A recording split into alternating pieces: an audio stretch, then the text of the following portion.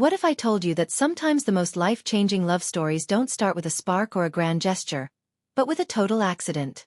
Picture this: two strangers, thrown together by a twist of fate, sharing a tiny apartment, bickering over dishes, tripping over each other's shoes, and somehow, against all odds, finding something deeper, something that feels like destiny. Sounds like the setup for a rom-com, right? But what if there's more to it? A secret one of them is hiding, a past that could unravel everything, and a choice that might break their hearts, or bind them forever. That's the story of They Were Roommates by Accident, Lovers by Fate, and trust me, you're not going to want to click away until you know how it all unfolds. In the next few minutes, I'm going to take you on a journey that's equal parts heartwarming, heartbreaking, and downright addictive, and I promise by the end, you'll get the answers you came for.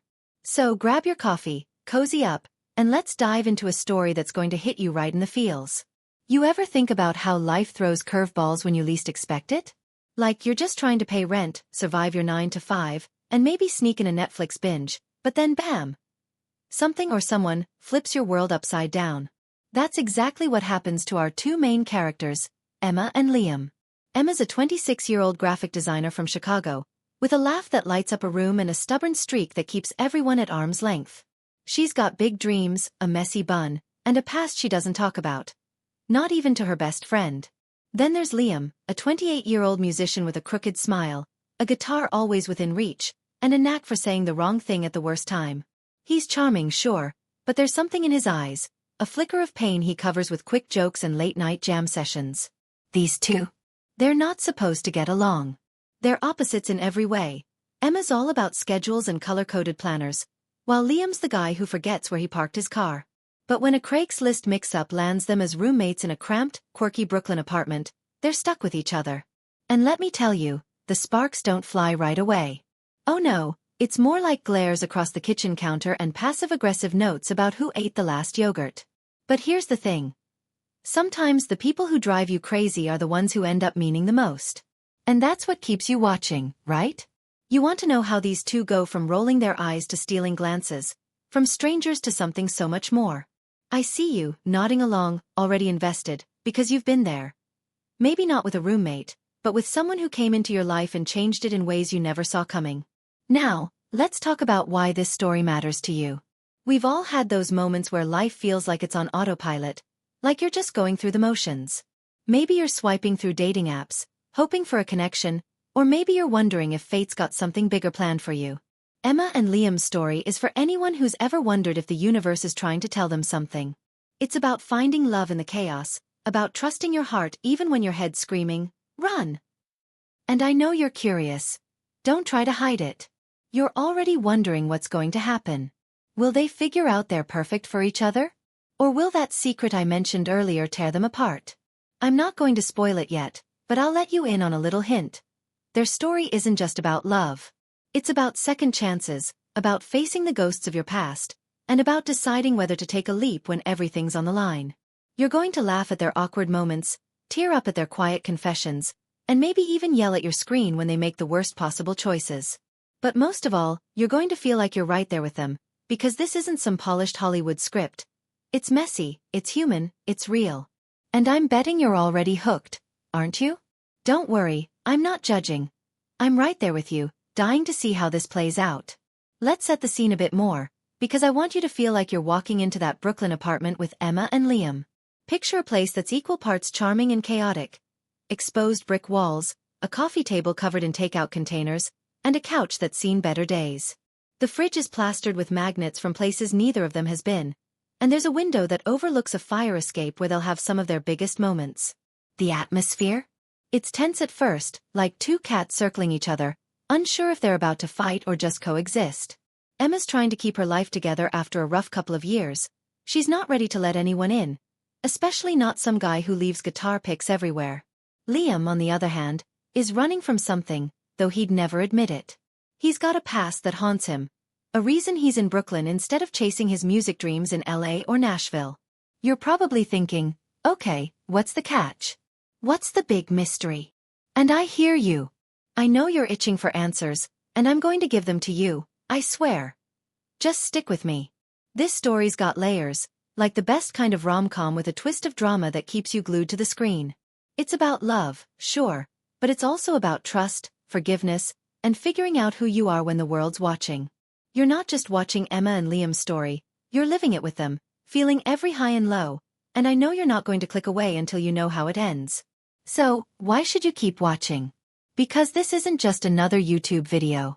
This is a story that's going to make you laugh, cry, and maybe even text your best friend about that one person who got away. I'm talking to you, yeah, you, the one who's already invested, who's already rooting for Emma and Liam, even if you're not sure why yet. You're here because you love a good story, because you believe in love, fate, and all the messy stuff in between. And I'm promising you right now, you're going to get the answers you came for. You'll find out what Emma's hiding, why Liam's so guarded, and whether they can overcome the one thing that threatens to ruin everything. But it's not just about the destination. It's about the journey, the late-night talks, the accidental touches, the moments that make your heart skip a beat. I'm not going to lie, there's a storm coming for these two, something that'll test them in ways they never saw coming. And right when you think you've got it all figured out, there's a twist that'll leave your jaw on the floor. So don't you dare hit that back button.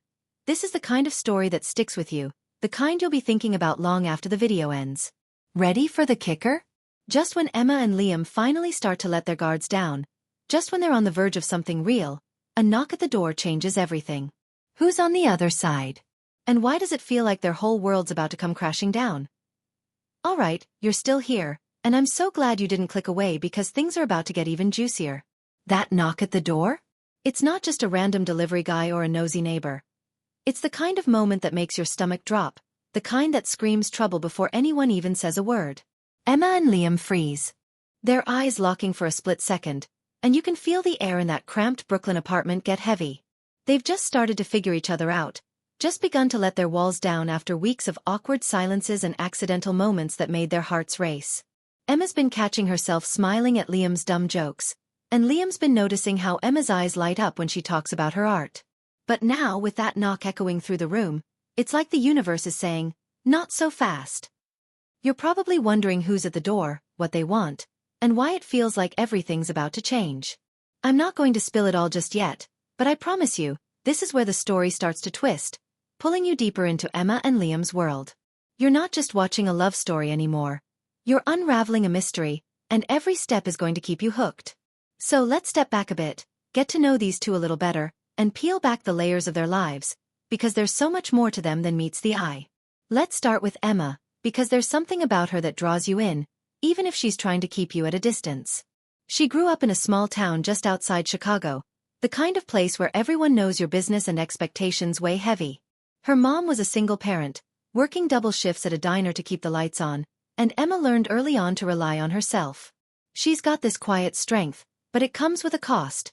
She doesn't trust easily, and for good reason. There's a story she doesn't tell, a chapter from her early 20s that left her guarded, like she's always waiting for the other shoe to drop. When she moved to Brooklyn, it was her big escape, a chance to chase her dream of being a graphic designer without the baggage of her past dragging her down. But even in this new city, with its buzzing energy and endless possibilities, she's careful, always looking over her shoulder. You see it in the way she double-checks the locks at night or hesitates before sharing too much with Liam. And yet, there's this spark in her, a creativity that spills out in her sketches, in the way she turns their dingy apartment into something warm with little touches like fairy lights and thrift store art. Liam notices it, even if he doesn't say it out loud, and you can tell it's starting to get to him, the way she hums while she works or leaves her paint-stained mugs in the sink. But here's the thing. Emma's not just hiding from her past. She's hiding something tangible, something she keeps tucked away in a locked box under her bed. You're curious, aren't you? Wondering what's in there. What could be so important that she checks it every night before she sleeps? Don't worry, I'll give you a hint. It's tied to someone she left behind, someone who might just be connected to that knock at the door. Now, Liam's a whole different story, and if Emma's a locked book, he's a puzzle with half the pieces missing. He's got that laid-back musician vibe, think worn-in leather jackets, a voice that's a little rough around the edges, and a smile that could charm anyone, even Emma on her grumpiest days. But there's a weight to him, something he carries in the way he strums his guitar late at night when he thinks Emma's asleep. Liam didn't end up in Brooklyn by choice. He landed here after things fell apart back in Nashville. He doesn't talk about it, not really, but you catch glimpses of it in the songs he writes, lyrics about broken promises and roads that lead nowhere. He was on the verge of something big once, a record deal, a tour, the whole dream, until it all slipped away. You're probably thinking, what happened? Did he mess it up, or did someone else? And that's the question, isn't it? Liam's charming, sure, but he's also dodging something. Maybe a mistake he made, maybe a betrayal he can't shake. He's in Brooklyn to start over, to figure out who he is without the spotlight. But living with Emma is stirring up feelings he wasn't ready for. He teases her about her obsession with almond milk, but he's also the one sneaking her favorite snacks into the fridge when she's had a bad day. It's those little things that make you root for him, even as you wonder what he's not saying. And then there's the phone call he gets every week, always at odd hours, always answered in a hushed voice on the fire escape. Who's on the other end? Why does he look so haunted afterward? You're starting to see the picture, right? These two aren't just roommates by accident. They're both running from something, and fate's about to force them to face it. As if Emma and Liam's dynamic wasn't complicated enough, there's a subplot brewing in the background that's going to make things even messier. Enter Sophie, Emma's best friend from back home, who shows up in Brooklyn unannounced, crashing on their couch with a suitcase full of drama and a knack for stirring the pot. Sophie's the opposite of Emma. Loud, impulsive, and unafraid to call Liam out when he leaves dishes in the sink for the third day in a row. She's fun, but she's also trouble, and her arrival throws a wrench into the delicate balance Emma and Liam have started to build. Sophie knows Emma's past, knows the secret she's keeping, and you can tell she's itching to spill it, whether out of loyalty or just because she can't help herself. But Sophie's got her own issues. She's running from a bad breakup, chasing a dream of being an influencer, and posting every moment of her life on Instagram with hashtags like #NewYorkVibes and #ChasingDreams. Her presence adds a new layer of tension, because while she's pushing Emma to open up, she's also catching Liam's eye in a way that makes Emma bristle. Is it jealousy? Or is it something deeper, something tied to that locked box under Emma's bed? You're probably wondering if Sophie's going to be the one to break this story wide open, and I'm not going to lie. She's got a knack for shaking things up. But there's more to her than meets the eye, a reason she's really here, and it's not just a crash on their couch. Her story's a thread you're going to want to follow, because it's tangled up with Emma and Liam's in ways even they don't see yet. The apartment itself is practically a character in this story, and it's where the tension keeps building, like a pressure cooker ready to pop. Every corner of that place holds a clue, a moment, a piece of the puzzle. There's the creaky floorboard by the kitchen where Emma and Liam had their first real laugh together, over a spilled bag of coffee beans. There's the fire escape where Liam sits with his guitar, strumming melodies that feel like confessions. And then there's that locked box under Emma's bed, the one she checks when she thinks Liam's not paying attention. The apartment's quirks, the flickering hallway light, the neighbor's dog that barks at 3 a.m., mirror the chaos of their lives, but it's also where they're starting to find something real. You can feel it in the quiet moments, like when they're both up late, sharing a pizza and talking about nothing and everything. Those are the moments that make you believe in them, that make you hope they'll figure it out, even as the stakes get higher. But that knock at the door? It's a reminder that nothing's certain. Whoever's on the other side knows something. Maybe about Emma's past, maybe about Liam's, maybe about both. And as the sound echoes through the apartment, you can't help but wonder.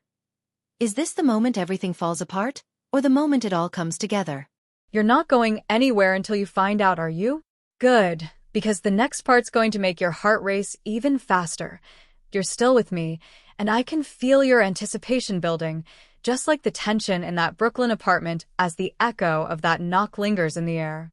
Emma's hand hovers over the doorknob, her breath catching, while Liam stands behind her, his usual easy grin replaced by a look you can't quite read. Is it fear, guilt, or something else entirely? You're probably screaming at the screen, "Open the door already," because you need to know who's there and what they want. I get it. I'm right there with you, heart pounding, wondering how this moment's going to flip Emma and Liam's world upside down. But before that door swings open, something unexpected happens, something that makes your jaw drop and raises the stakes higher than ever. Just as Emma's about to turn the knob, her phone buzzes on the counter, lighting up with a name that makes her freeze. Jake. Who's Jake? Why does that name make her face go pale, like she's seen a ghost? Liam notices, his eyes narrowing, and you can tell he's wondering the same thing you are. This isn't just about the knock anymore. There's a storm brewing, and it's bigger than either of them expected. You're hooked, aren't you? dying to know how this twist ties into their story, how it's going to push them closer together or tear them apart. Stick with me, because this is where they were roommates by accident, lovers by fate takes a turn you won't see coming, and I promise, the answers you're chasing are just around the corner. Let's rewind a second to unpack this moment, because that name, Jake, changes everything. Emma's been guarded from the start, and you've seen it in the way she checks that locked box under her bed, the way she dodges questions about her past. Now, with her phone buzzing and that name flashing, it's like a crack in her armor, and you can feel the weight of it. Jake's someone from her life back in Chicago, someone tied to the secret she's been carrying, and the fact that he's reaching out now, at this exact moment, is no coincidence. You're probably thinking, is he the one at the door? Or is this something else entirely? And that's the beauty of this story. It keeps you guessing, layering mystery on top of mystery. Emma doesn't answer the phone, not yet, but she shoves it in her pocket, her hands trembling, and tells Liam to open the door instead. He hesitates, and you can see the gears turning in his head. He's got his own secrets, remember? Those late-night phone calls on the fire escape, the ones he takes in a hushed voice, they're starting to feel more connected to this moment than you might have thought. When the door finally swings open, it's not Jake, but a woman mid-30s, sharp-eyed, carrying a leather satchel and a smile that doesn't quite reach her eyes. "I'm looking for Liam," she says, and the room feels like it's tilting. Emma's confused, Liam's stunned, and you're sitting there wondering who this woman is and why her presence feels like a bomb about to go off. She introduces herself as Claire, a music producer from Nashville, and she's got news that could change Liam's life, but at a cost. You're intrigued, right? Because this isn't just about Emma's past anymore. Liam's is catching up too, and it's about to make things messy. Claire's arrival is the twist that flips the script, and you can feel the tension crank up a notch.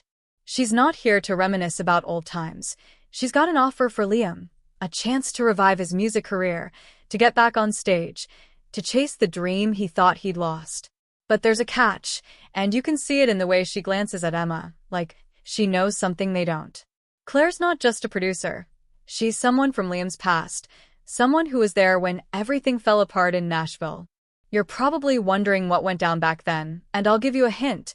It wasn't just a failed record deal. There's a betrayal buried in Liam's story, one he's been running from, and Claire's presence is dragging it back to the surface. Emma's watching this unfold, her phone still burning a hole in her pocket with Jake's unanswered message, and you can tell she's torn. Part of her wants to trust Liam, to lean into the connection they've been building over late-night talks and shared laughs, but another part of her, the part that's been hurt before, is screaming to keep her distance. And then there's Sophie, still crashing on their couch, stirring the pot like it's her job. She's been watching Emma and Liam dance around their feelings, and now, with Claire in the mix, she's not staying quiet. "You're not seriously falling for him, are you?" she asks Emma one night, her voice sharp as they sit on the fire escape. Sophie's got her own agenda, though.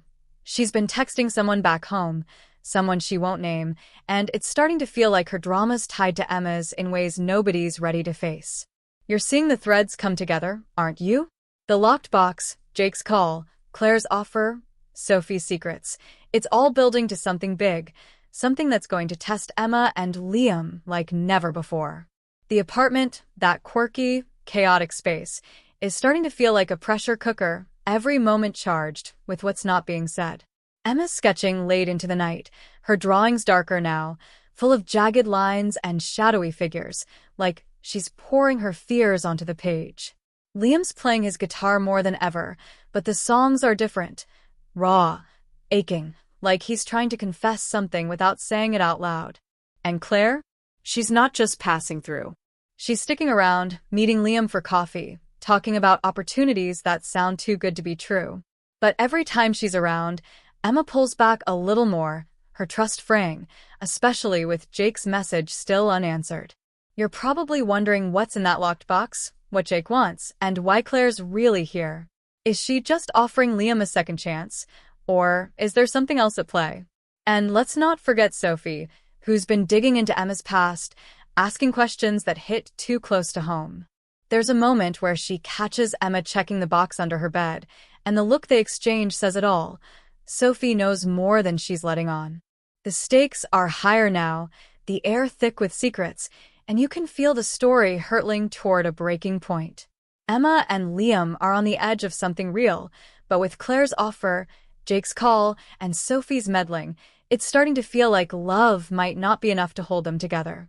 And then, just when you think you've got a handle on it, Emma finally opens her phone, reads Jake's message, and her face goes white. Whatever she just read, it's not just a blast from the past, it's a warning, and it's about to change everything. Okay, you're still here, and I can practically feel your heart racing as we dive into the final stretch of They Were Roommates by Accident, Lovers by Fate.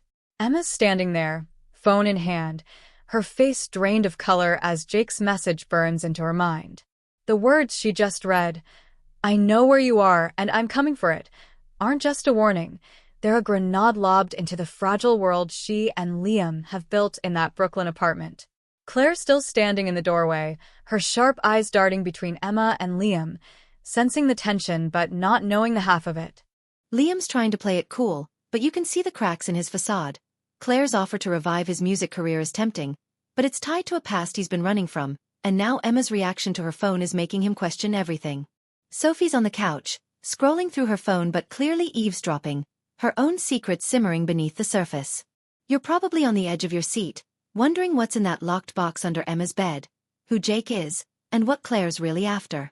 This is it, the moment where everything collides, where secrets spill out, and where Emma and Liam have to decide if their connection is strong enough to survive the chaos. I'm not going to keep you waiting much longer, because this climax is going to hit you like a tidal wave, and the final twist? It's going to leave you speechless. So let's dive in and see how this love story, this mystery, this roller coaster of a tale, finally comes together. Emma's hand shakes as she slips her phone back into her pocket, but she can't hide the panic in her eyes. Liam notices, and for the first time, he doesn't let it slide. "Who's Jake?" he asks, his voice low but firm, like he's done dancing around her walls. Claire raises an eyebrow, sensing the shift, but before Emma can answer, Sophie pipes up from the couch, her tone sharp. "Yeah, Emma, who's Jake? You've been acting weird since that text came in." The room feels like it's closing in, the air thick with unspoken truths. Emma's cornered, and you can tell she's weighing her options. Run, like she always has, or finally face the past she's been hiding. She takes a deep breath and starts talking, her voice barely steady. Jake, she explains, was her fiancé back in Chicago, the one she left behind 3 years ago after a night that changed everything. She doesn't go into details, not yet, but you can feel the weight of it. Something went wrong, something big enough to make her pack up her life and flee to Brooklyn. The locked box? It's not just a keepsake, it's evidence, something tied to Jake and a mistake she's been carrying like a shadow. You're probably thinking, what did she do? What's in the box? And I promise it's coming. But before Emma can say more, Claire cuts in, her voice smooth but pointed. "This is all very dramatic," she says. "But Liam, we need to talk about the deal. Time's running out." Liam's torn, you can see it. Part of him wants to chase Claire's offer, the chance to reclaim his music dreams, but another part can't look away from Emma, who's unraveling in front of him.